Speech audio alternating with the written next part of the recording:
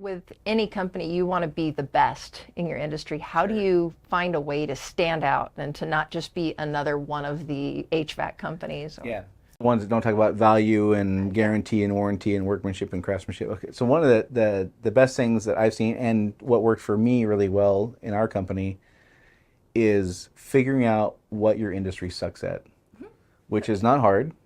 Customers will, generally tell you they generally don't have a problem sharing this information. And you probably know if you've been in the industry for 5 years or 10 years or 20 years, whatever, you'll kind of learn what, generally speaking, your industry is not good at.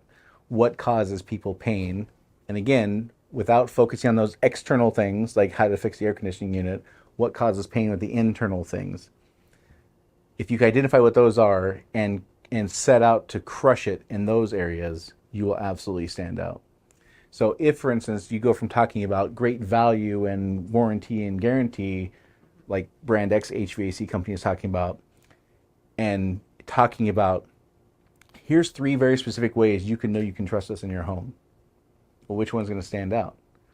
93 of the 95 companies are talking value, price, and workmanship, and I'm the one person talking about the thing that Mrs. Jones really cares about, which is you can trust me around your dog and your grandkids. Well, who's going to stand out? You are. Yeah, of course, right? So to get to that point, we have to figure out what is our industry not good at, who is our customer, what are their internal concerns, what are they thinking, feeling, and doing, and how is our industry not speaking to that. Separate from that, one of the things that almost every company can do, and maybe every company could do, is get better at timely, effective communication. Yes, yes. The percentage of companies that excel in communication is like abysmally small. For us, now we built a business where the average company in our industry spends around 15% of revenue on marketing. We spent 0.4% of revenue on marketing.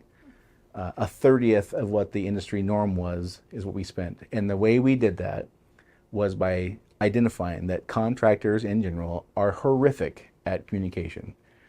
They say they'll get you a bid on this day and they get it to you 3 days later. Their voicemail's full. They say they're going to be there Tuesday at 9 and you're calling them at noon. The job is a 3-day job. They leave after the end of the first day. You have no idea they left. And you walk downstairs in the basement and you're like, okay, are they coming back today? Are we wrapped up for the day? Like, are they coming back tomorrow? Yep. Those experiences cause people anxiety and stress that is off the charts. Mm-hmm. And business owners who focus on the external problems, like, yeah, but I'm really good at fixing our HVAC unit, are completely missing the boat on people will forget how well you fix that HVAC unit 27 minutes after you walk out the door.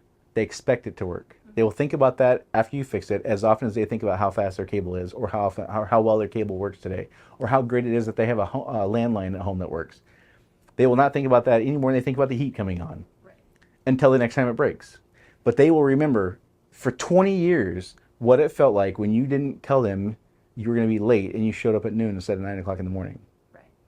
So that is one of the, if nothing else, you can say, we're going to focus on communication. I can tell you from personal experience, if you focus on that, it'll be lights out. You'll have a difference amongst all your competition because nobody else appreciates that, acknowledges that, and is willing to invest in teaching technicians who are generally really good at what's right in front of them.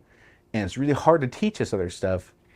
But if you can, you'll be lights out. You'll stand out in a way that is you'll be hardly able to measure how much you stand out. So communication with your client, communication with your employees, that's a big part of what you're bringing in. Yeah, ironically, the things that work in business work in marriages, work in families. Like it's almost like this is a universal thing, right? Dog training, I mean, Yeah. So one of the things that people learn when they start working with me is two of the things that I'm constantly asking is what's in it for your customer to buy from you instead of brand X? What's in it for your employee to work for you instead of brand X? That is 40% of what we talk about, maybe more.